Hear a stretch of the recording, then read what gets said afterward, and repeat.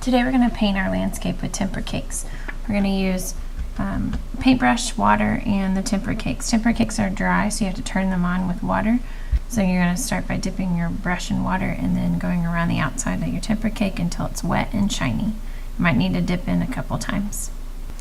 Today I'm going to start by painting the sky blue, and I'm going to paint the edges of it first. Kind of like going around the outside of a puzzle and doing the borders before you do the inside. Kind of keeps you from messing up on the edges. If you do this all at one time real nice and carefully, then when you fill in the inside you can go faster, kind of be a little bit more messy. So when you are painting edges, you want to make sure that you're not pushing down your brush really hard, because that can get too much paint in one area. Then you won't be, or you will be messy. So now, see how I'm pushing my brush down more now? It's causing the paint to go in more places than just one little line. So it's good for the middle, but it's not good for the edges to push your brush down. I want to kind of keep this a light blue in the sky. I don't want anything to be too dark on this painting. So that means we need to keep adding a lot of water. The more water you add, the lighter the color is going to be in your Tempera cake. You can always go back and go on top of it if you think it's too light, but you can't always go back and undo it if it's too dark. So we want to be lighter. Since I got blue in my brush, I'm also going to do a little bit of the landscape.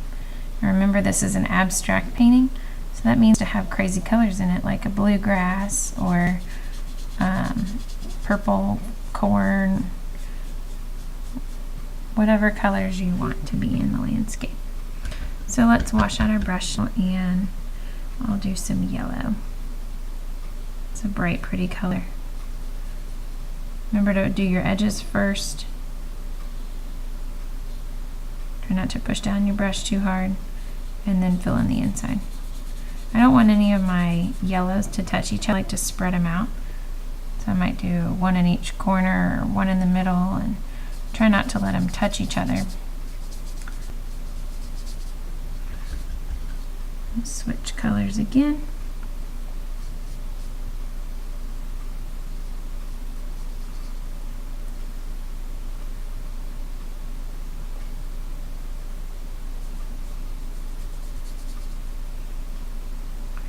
Notice that I'm not even having to go back to the red paint right now.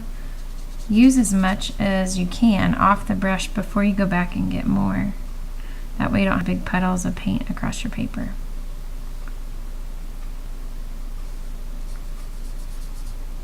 I'll paint the roof a different color on the barn. So let's change again. Remember, you can do whatever colors you want to. You could just use 2 or 3 colors in the grass or the land and only rotate with those colors, or you could use all of them like I am. I'm not really using any black because I want my landscape to be pretty colorful. So I don't want to have any black in mine, but that's up to you. If you want black in your landscape, go for it.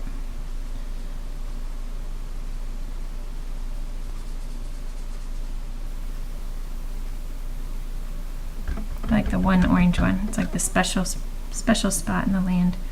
It's the only one that's orange.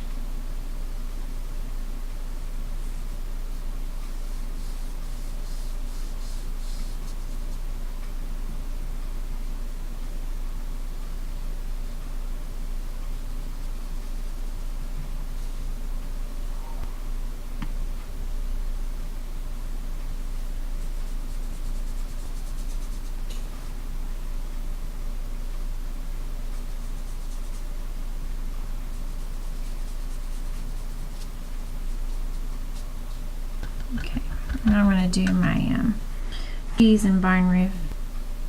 Paint this barn roof brown.